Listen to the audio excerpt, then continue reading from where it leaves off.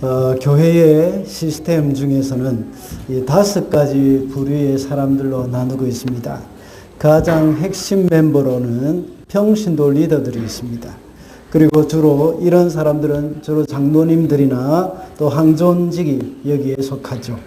그리고 헌신된 교인들도 있습니다. 이런 분들은 항존직 직분은 아니지만 교회 공동체를 위해서 많은 헌신을 하시는 분들입니다.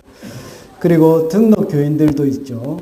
이런 분들은 훈련을 받을 준비가 되어 있는 사람들입니다. 그리고 그저 교회에 출석만 하는 사람도 있습니다. 주일 예배 정도만 드리는 그런 사람들이죠. 마지막으로 또 어떤 사람이 있습니까? 지역 사회에서 아직 예수님을 알지 못하는 사람들로서 전도 대상자들이 있습니다. 여러분은 어디에 속합니까? 아마 여기에 모인 분들은 주일 예배에 참석하신 분들이기 때문에 최소한 지역 사회의 전도 대상자들은 아마 아닐 겁니다. 그리고 여러분들은 대부분이 다 이제 등록하신 분들이기 때문에 교회만 출석하는 그런 군중에 속해 계신 분들도 거의 없을 것입니다. 그러나 큰 교회에는 이런 분들이 많이 있습니다. 군중 속에 묻혀서 예배만 드리고 가는 사람들이 꽤 있습니다. 여러분이 등록 교인이라면 이제 훈련을 받는 일에 힘을 써야 합니다. 그리고 신앙이 점점 더 성장해서 헌신된 교인 또는 또 핵심 멤버로서 우리 교회의 공동체를 위해서 귀한 역할을 해주시면 참 감사하겠습니다. 교회가 지역사회에 있는 사람들을 위해서 아우리치 프로그램을 많이 개발해야 합니다. 그러기 위해서는 우리는 지금 전도 훈련을 하고 있죠. 예. 그리고 또 이분들이 자연스럽게 이제 복음을 접하고 지역사회에 있는 분들이 예수님을 알지 못하는 사람들이 아주 자연스럽게 복음을 접하고 예수님을 믿어가도록 예수님을 알아가도록 해야 합니다.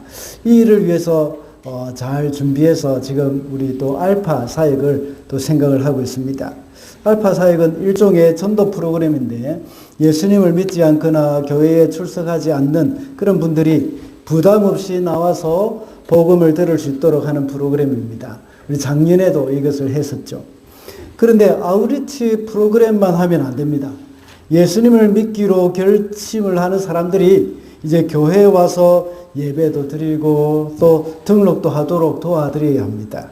그래서 점점 더 온전한 그리스도인으로서 성장하도록 돕는 것이 바로 교회의 사명입니다.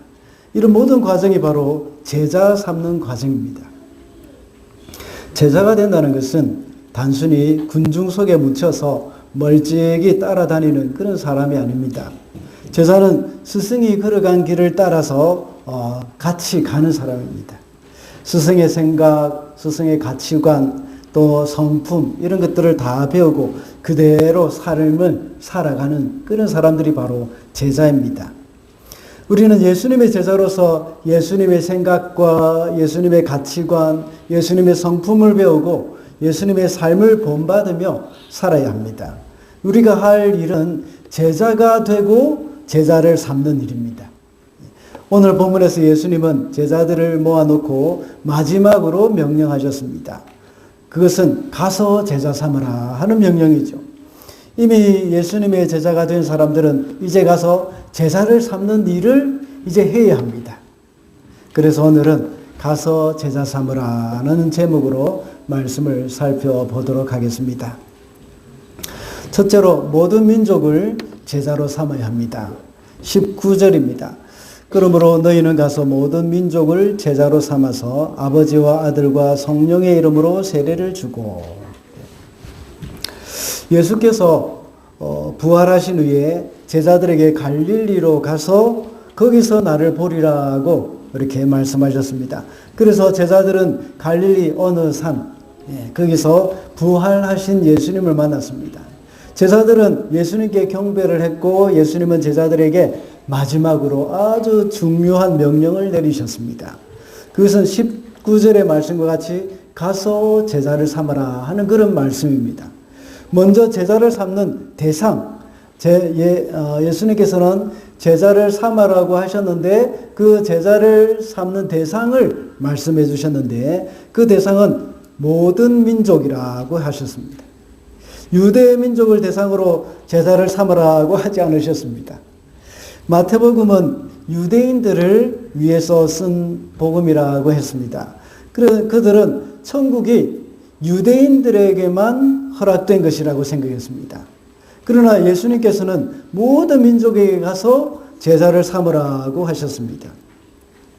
이 외에도 마태복음에서는 유대인이 아니라 이방인들의 그 믿음에 대해서 예수께서는 크게 칭찬을 하신 적이 있습니다. 마태복음 8장에 보면 백부장의 믿음이 나옵니다. 백부장은 로마의 장교로서 이방인이었죠. 그가 예수님의 소문을 듣고 자신의 병든 하인을 고쳐달라고 부탁을 했습니다. 그리고 예수님을 자신의 집으로 모시기에는 자신이 너무나도 자격이 없는 사람이라고 생각했습니다. 그래서 말씀만 하면 내 종이 나을 것입니다 하고 말합니다. 그때 예수님께서는 어떻게 말씀하셨습니까?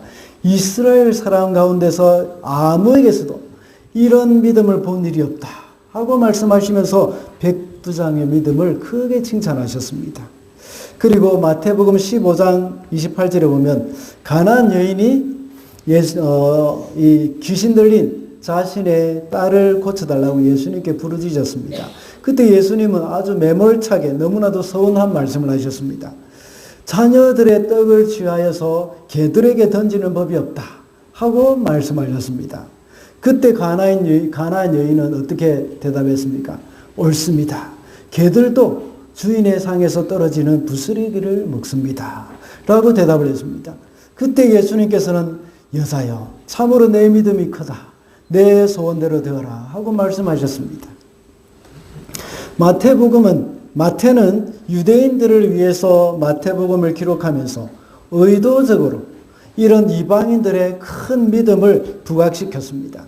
그리고 이런 이방인들의 믿음을 보고 예수님께서 크게 칭찬하셨다는 것을 이렇게 기록을 해 놓았습니다. 물론 다른 복음서에서도 이런 사건이 기록된 곳이 있습니다. 그러나 두 사건을 모두 기록한 곳은 마태복음뿐입니다. 왜 굳이 마태가 이것을 기록했을까요? 유대인들은 이방인들을 무시했기 때문입니다. 그리고 이방인은 하나님의 구원의 대상이 아니라고 생각했기 때문입니다. 그리고 오늘 본문을 통해서 예수님은 제자들이 가야 할 대상은 유대인들에게 뿐만 아니라 모든 민족이라는 사실을 말씀하고 있는 것입니다. 그래서 이 말씀을 따라서 오늘날에는 많은 교회들이 선교에 힘을 쓰고 있습니다. 개신교, 선교, 세계 선교 동향을 보면 크게 이 세 가지로 나눌 수 있습니다. 처음에는 여러분 잘 아시죠? 윌리엄 캐리라는 사람이 이제 선교를 시작할 때에 주로 선교지의 해안선을 중심으로 해서 선교를 했습니다. 해안선 부근만 선교를 했죠. 그러다가 허드슨 테일러가 처음으로 중국 내륙으로 들어가서 깊숙이 들어가서 거기에서 선교 활동을 하면서 내륙 선교의 길을 열었습니다. 나중에는 카메룬 타운젠트라는 사람이 언어 종족별로 성경을 번역하면서 이 종족 선교 시대가 열렸습니다. 그리고 도널드 맥그버란이라는 그런 사람이 종족 집단을 이렇게 분류해 놓는 그런 일을 하면서 이제 종족 선교가 시작이 된 것입니다. 그래서 방금 읽은 말씀, 마태복음 28장 19절의 말씀과 같이 모든 민족에게 복음을 전해야 한다는 것이 이제 실현되어 가고 있었습니다. 그런데 이 최근에 와서는 또 다른 선교 정책이 생겼습니다. 그것은 이주민 선교, 다시 말하자면 디아스포라 선교가 시작이 된 것입니다. 비행기와 같이 이동수단이 발달하면서 세계화 시대가 열렸죠.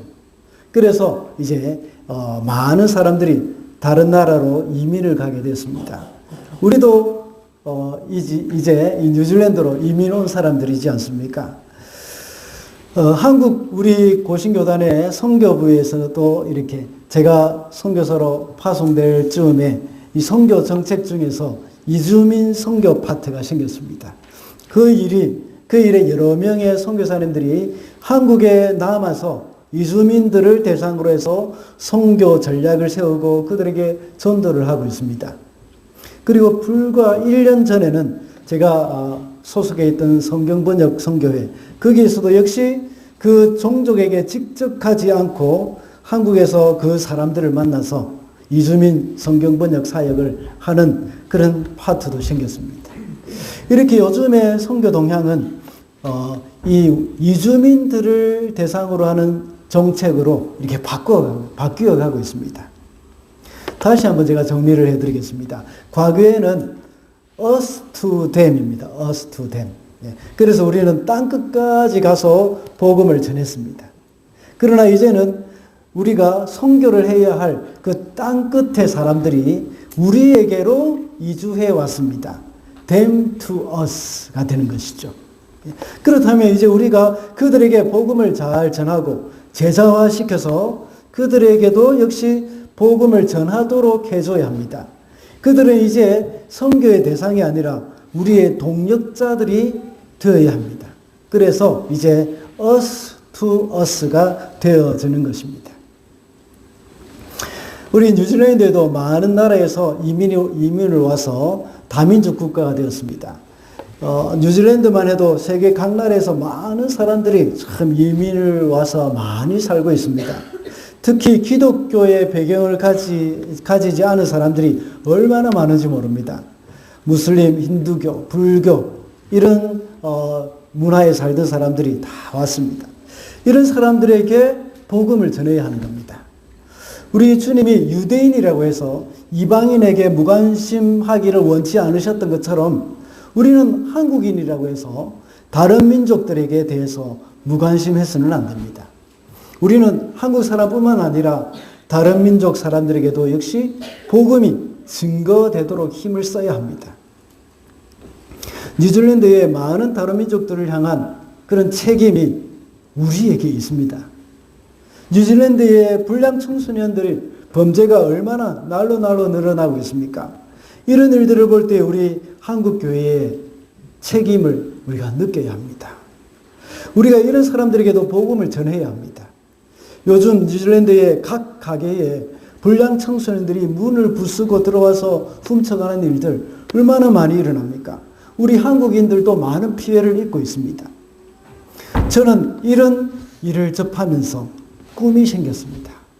이 사람들에게도 복음을 전해야 한다는 생각입니다. 전에는 저는 우리 한국 사람들은 우리 키위들은 키위 교회에서 복음을 전해서 그들을 책임져야 하고 또 다른 소수민족들은 그들을 자체적으로 복음을 전해야 할 책임이 있다 하고 생각하고 우리는 한국 사람들에게 열심히 복음 전하면 된다 하는 그런 생각을 가지고 있었습니다. 그러나 지금은 이제 바뀌었습니다. 이 사람들에게도 우리가 복음을 전해야 한다는 겁니다. 불량 청소년들에게 불량 청소년들이 우리에게 해를 입히는 것은 자신들에게 관심을 가져달라는 그런 표현으로 저는 받아들이기 시작했습니다. 저는 불량 청소년들이 그렇게 하는 것을 볼 때마다 다른 민족의 불량 청소년들 굉장히 많죠. 그들을 볼 때마다 자기들에게도 복음을 전해달라는 그런 몸부림으로 저는 느끼게 되었습니다. 우리가 그들에게 복음을 전하지 않으면 그들은 더 우리를 공경할 수도 있습니다. 마약을 하면서 언제 우리에게 어떤 해를 가할지도 모릅니다. 램레이드라는 그런 범죄가 지금 몇 년째 계속해서 뉴질랜드에 일어나고 있지 않습니까? 한국인들도 이런 피해를 많이 받고 있지 않습니까? 그런 일이 일어나지 않기 위해서는 그들에게 복음을 전해야 합니다. 진리를 배워야 하고 진리를 가르쳐야 합니다. 우리가 복음을 전하고 복음의 진리를 가르치는 것은 그들의 영혼을 사랑하는 것이고 하나님의 명령이기 때문에 하는 것뿐만 아니라 또한 그 일이 우리를 지키는 일도 된다는 것입니다. 우리 성도님들 중에는 영어 예배를 하자는 말도 있었습니다. 자녀들이 한국말을 잘 못 알아듣기 때문이라고 합니다. 저는 우리 우리 한국 아이들을 위한 영어 예배하는 것은 아직은 때가 아니라는 생각을 하고 있습니다. 그러나 다른 민족을 위해서는 우리 교회도 영어 예배가 필요하다는 생각은 합니다. 우리가 좀 더 큰 꿈을 꾸어야 합니다. 지금 키위 교회들 중에서는 문을 닫는 교회들이 계속해서 생겨나고 있습니다. 그리고 지금 남아있는 교회들도 적자에 허덕이고 있는 교회들이 있습니다. 이런 뉴질랜드의 교회들을 위해서 우리가 해야 할 일이 있습니다. 그들을 위한 예배를 만들고 그들을 위해서 알파도 하고 제자훈련도 해야 합니다. 그래서 해밀턴에 있는 다른 민족들을 위한 사역들, 이 우리가 감당해야 합니다.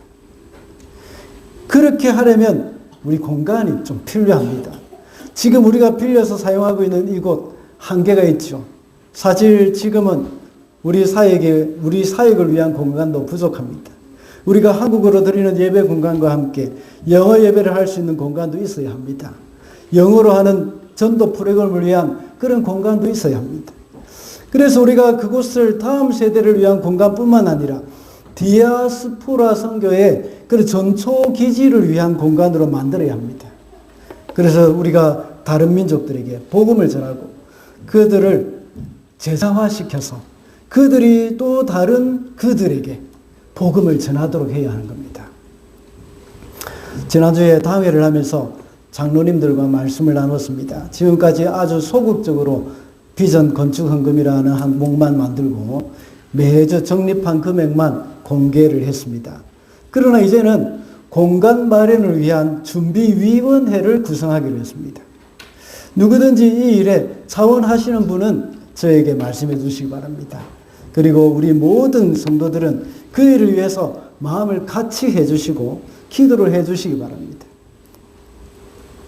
물론 우리가 교회 건물을 빌려서 사용하면 정말 신경 쓸 것 없이 편안합니다. 전기세 걱정할 것 없고 청소할 걱정 없습니다. 건물 인스펙션이나 유지비 걱정할 필요 없습니다. 그냥 재정적으로 크게 헌신할 필요도 없습니다. 그냥 매달 꼬박꼬박 렌트비만 내면 되는 것이죠. 이렇게 해서 우리는 그동안 27년을 이렇게 왔습니다. 그러나 이렇게 살아가는 것이 꿈이 없는 사람들의 행동과 같습니다. 우리 다음 세대에게 부끄러운 일입니다. 우리 부모님 세대에는 이렇게 참 걱정 없이 렌트비 꼬박꼬박 내고 교회를 잘 유지하셨구나 하고 이렇게 자녀들이 생각하고 정말 우리 부모님들이 자랑스럽다라고 생각을 하겠습니까? 만약 그 이후로 부모 세대를 자랑스럽게 생각한다면 우리가 자녀 신앙 교육을 잘 못한 것입니다.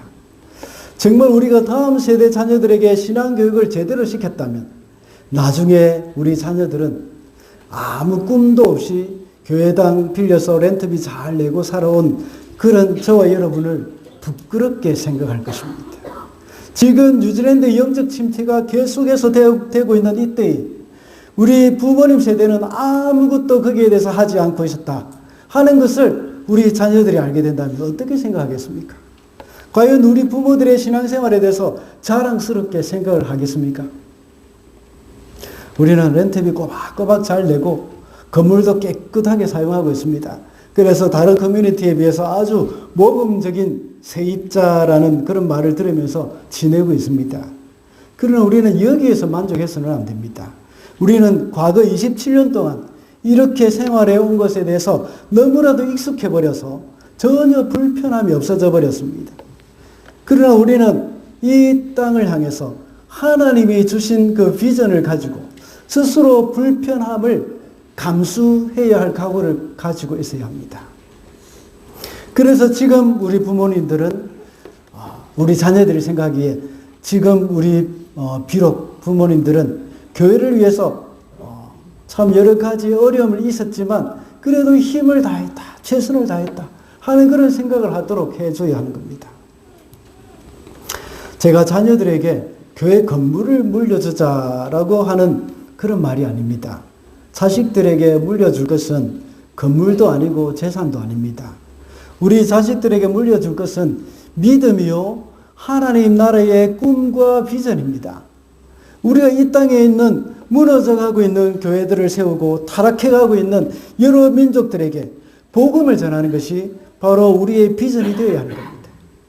나중에 우리 자녀들이 생각할 때에 우리 부모님들은 이 비전을 위해서 이렇게 몸부림치며 열심히 헌신하셨구나 하는 그런 말이 나오게 해야 하는 겁니다. 또한 이것이 바로 우리의 비전이요 하나님의 명령입니다. 이 일을 위해서 우리가 새롭게 일을 시작할 때라는 것입니다. 둘째로 세례를 베풀면서 제자로 삼아야 합니다. 19절 말씀입니다. 그러므로 너희는 가서 모든 민족을 제자로 삼아서 아버지와 아들과 성령의 이름으로 세례를 주고, 세례를 계속해서 베풀어야 한다는 것을 의미하고 있습니다. 이렇게 세례가 계속적으로 시행되는 과정을 통하여서 제자를 삼는 것을 말씀하고 있습니다. 제자를 삼은 다음에 세례를 주라는 그런 의미가 아닙니다. 정확하게 말하자면 제자를 삼는 수단으로 세례를 주는 것입니다. 세례라는 말은 씻는다는 말로서 죄를 씻는다는 의미가 있습니다. 그런데 이것을 영적으로 볼 때에 영적으로는 성도가 세례를 통해서 예수님의 죽음과 장사됨 그리고 예수님의 부활하심에 함께 참여한다는 의미가 강조되고 있습니다. 이렇게 해서 세례는 그리스도와 연합한다는 의미가 되는 것이죠. 그리스도와 연합한다는 말은 그리스도의 몸된 교회의 한 멤버가 된다는 것은 그런 말이죠. 우리 주사랑 교회는 그리스도의 몸입니다. 세례를 받은 사람들은 그리스도와 연합한 사람으로서 교회 안에 속한 사람들입니다. 그래서 한 공동체가 되었다는 말입니다. 서론에서 말씀드린 대로 등록 교인들이 대부분이 여기에 해당되는 사람들이죠. 세례를 받은 사람들. 세례를 받은 사람들이 바로 대부분 다 이렇게 등록 교인으로 되어지는 겁니다. 초대교회 때는 세례를 받고 등록 교인이 되려면 목숨을 내어놓아야 합니다. 왜냐하면 초대교회 때는 굉장한 핍박이 있었기 때문입니다. 오늘날도 무슬림권이나 공산권 또는 불교국가에도 마찬가지로 예수님을 믿을 경우에는 굉장한 핍박이 있습니다. 뉴질랜드와 같은 그 자유국가에서도 예수 믿는 신앙으로 당하는 그런 그 어려움, 이런 것들은 여기서는 거의 없습니다. 자유국가에서는 이런 어려움은 없지만 반대로 교회가 핍박을 이렇게 받지는 않지만 사람들이 굉장히 신앙생활을 느슨하게 하고 있습니다. 그래서 이것이 신앙생활을 하는 것인지 아닌지 조차 알 수 없는 그런 상태에 있다는 것입니다. 그렇지만 핍박받는 교회는, 그 핍박받는 지역에는 아직도 여전히 세례를 받고 등록 교인들이 된다는 것은 정말 쉬운 일이 아닙니다. 그런 무슬림권이나 불교권, 힌두권에서는 이런 큰 어려움을 당하고 있다는 것입니다. 이와 같이 마태복음이 기록되는 이 시기에는 세례를 받는다는 것은 목숨을 내어놓아야 하는 아주 위험한 일이기 때문에 큰 결단이 필요했습니다. 초대교회 성도들은 목숨까지 포기를 했습니다. 그렇지만 오늘날은 예수님을 믿는 사람들은 아무것도 포기하고 싶어 하지 않는 사람들이 정말 많습니다. 특별히 자유세계에서, 이곳 뉴질랜드 땅에서 특별히 예수 믿고 있는 사람들, 이런 분들은 굉장한 그런 핍박과는 거리가 먼, 오히려 신앙이 느슨한 그런 삶을 살아가고 있습니다. 어떤 교회는 예수 믿는 것이 사회의 기득권을 얻는 것처럼 여기는 경우도 많습니다. 그러나 예수님이 십자가에 못 박히는 것은 우리로 하여금 사회적 기득권을 얻기 위해서 십자가에 못 박히신 것이 아닙니다. 또는 우리를 부자가 되도록 하기 위해서 예수님이 그 귀한 생명을 버리시고 고통을 당하신 것이 아닙니다. 예수님이 십자가에 고난을 당하시고 죽으신 것은 바로 저와 여러분의 영혼을 구원하시기 위한 것입니다. 그러므로 우리는 육신의 안락함을 추구하는 것이 아니라 이제는 주님을 위해서 살아야 하는 것입니다. 그러므로 세례를 받은 사람은 이제 자신을 위해서 사는 것이 아닙니다. 주님을 위해서 사는 것이고, 이런 주님을 위해서 사는 삶으로 우리의 모든 삶을 주님께 드리는 그런 삶이 이루어져야 하는 것입니다. 마지막으로 가르치면서 제자를 삼아야 합니다. 20절입니다. 내가 너희에게 명령한 모든 것을 그들에게 가르쳐 지키게 하여라. 보아라, 내가 세상 끝날까지 항상 너희와 함께 있을 것이다. 20절의 말씀에서는 예수께서 명한 모든 것을 계속해서 지키도록 해야 한다는 것을 말씀하고 있습니다. 그러기 위해서는 이제 너희는 그들을 계속해서 가르치면서 제자를 삼아라 하는 그런 말씀을 하는 것입니다. 이것은 한 번만 가르치는 것이 아니라 계속적으로 가르치라는 의미입니다. 우리 주사랑교회에서 한 번 제자 훈련을 받았다고 해서 끝이 아닙니다. 계속해서 말씀을 듣고 양육 훈련을 통해서 이 훈련을 받아야 합니다. 지금 저와 여러분에게 이렇게 배워야 할 것들은 너무나도 많이 있습니다. 저는 여러분들에게 가르치고 싶은 것들이 너무 많습니다. 아직도 많이 남아 있습니다. 지금까지는 성장반, 교리반, 파드와이즈나 마드와이즈, 그리고 제자훈련 이 정도 하고 있습니다. 그러나 앞으로 책별 성경 공부도 해야 되고, 기도학교나 부부학교, 또 전도학교, 사역자반, 정말 해야 될 것이 많습니다. 이렇게 하는 것이 목사로서 저의 사명입니다. 그리고 또 교회의 사명입니다. 여러분도 역시 배우는 것이 여러분의 사명이 되어야 합니다. 왜 배워야 합니까? 여러분도 역시 밖으로 나가서 제자 삼아야 할 사람들이 많이 있기 때문입니다. 그리고 오늘 본문에서는 무엇이라고 말씀하고 있습니까? 예수께서 명하신 것을 지키며 살 수 있도록 하기 위해서 배워야 한다는 겁니다. 가르치고 배우지 않으면 예수께서 명하신 것이 무엇인지 알 수도 없고 실천할 수도 없습니다. 그리고 공동체가 함께 배워야 합니다. 그래서 예배 때도 함께 공동체로 예배드리고 공동체가 함께 하나님의 말씀을 배우고 있는 겁니다. 또 그 하나님 말씀을 듣는 것입니다. 그리고 성장반이나 우리 교리반 역시 공동체가 함께 하고 있습니다. 제자훈련도 함께 하고 있고 마드와이즈, 파드와이즈 다 함께 하고 있습니다. 왜냐하면 교회는 공동체이기 때문입니다. 교회의 성도들의 모임이 바로 공동체이죠. 하나님이 공동체에 주시는 말씀을 듣고 우리 공동체가 어떻게 해야 하는지 그것을 알아야 합니다. 그렇지 않으면 공동체 따로, 나 따로 이렇게 되어지는 겁니다. 그러므로 교회는 가르치고 배우는 일에 항상 힘을 써야 합니다.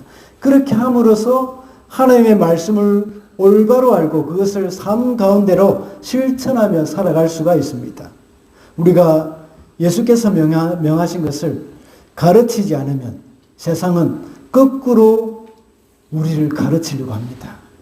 세상 사람들의 가치관과 또 이 속된 그런 죄악된 본성이 자꾸 우리를 가르치려고 합니다. 그래서 자꾸만 복음이 변질되어져 갑니다.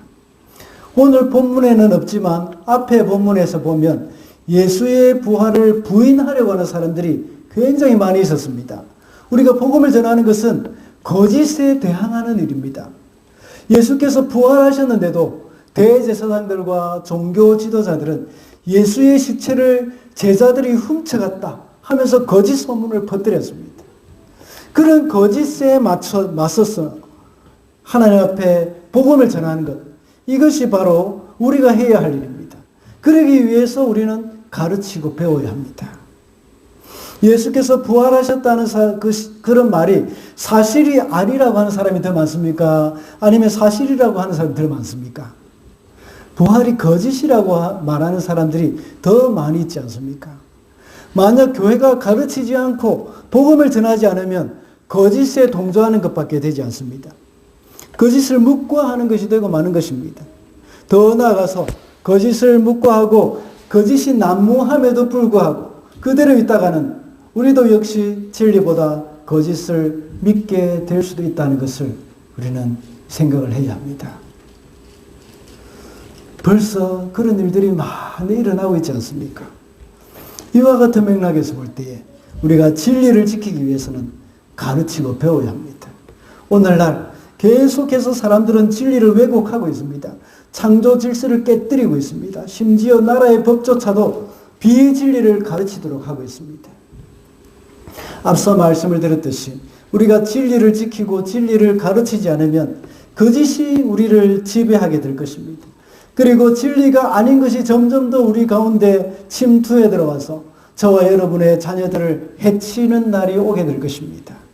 그때는 여러분의 아들이 결혼하겠다고 남자를 데리고 오고, 여러분의 딸들이 결혼하겠다고 여자아이를 데리고 들어올 수도 있습니다. 여러분은 자녀를 낳았는데 자기가 말하기는 여러분은 아들을 낳았는데 자기는 나는 여자라 하고 이렇게 주장하는 일들이 있을 수도 있다는 것입니다. 지금 뉴질랜드에 많이 일어나고 있지 않습니까? 그러므로 진리를 지키고 하나님의 말씀을 배우고 가르친다는 것은 단순한 성경 공부가 아닙니다. 이것은 우리 가정을 지키는 일이고 우리의 자녀들을 지키는 일입니다. 그리고 저와 여러분을 지키는 일입니다. 그래서 가정이 무너지고 있는 이때에 우리 교회에서는 파더와이저나 마더와이저 이런 것들을 해야 합니다. 그리고 부부 학교도 해야 합니다. 여러분들 좋은 아버지, 어머니라고 생각하십니까? 좋은 남편, 좋은 아내가 될 때까지 하고 또 해야 합니다. 전국까지도 나서서 비진리를 가르치게 하고 있는 요즘 우리는 더욱더 열심히 배워가야 하고 가르쳐야 합니다.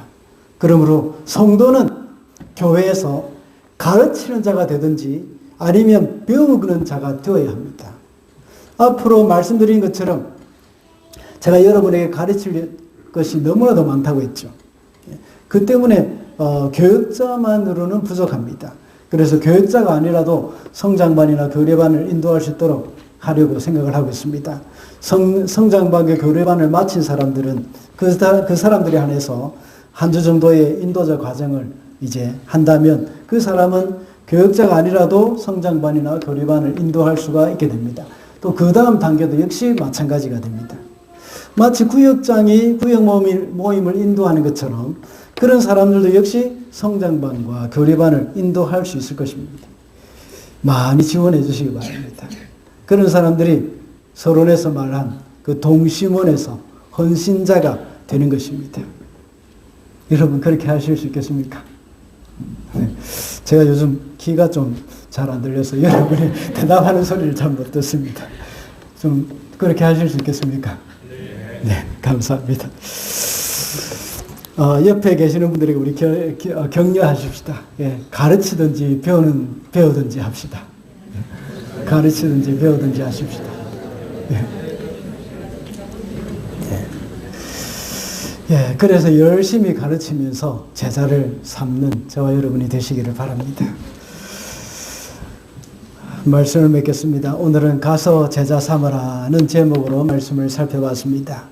제자 삼는 대상은 모든 민족이라고 했습니다. 그리고 우리는 세례를 주면서 제자를 삼아야 하고 가르치면서 제자를 삼아야 한다고 했습니다. 주님의 비전이 우리의 비전이 되어야 하겠습니다. 그래서 모두 제자 삼는 일을 잘 감당하는 저와 여러분이 되시기를 바랍니다.